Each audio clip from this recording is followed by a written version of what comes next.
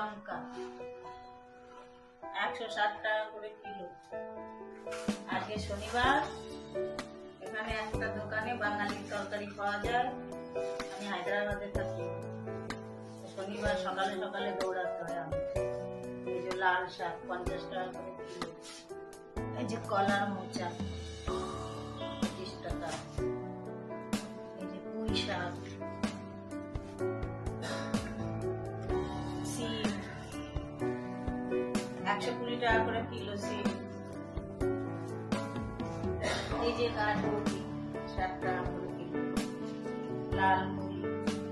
এগুলো আনতে সকালে উঠে বাসি কাজ সেরে 9:30টার মধ্যে দৌড়াতে। আজকে তাও সব তরকারি আসেনি, পেঁয়াজ খালি আসে। একটা পেঁপে এনেছি 60 টাকা করে কিলো।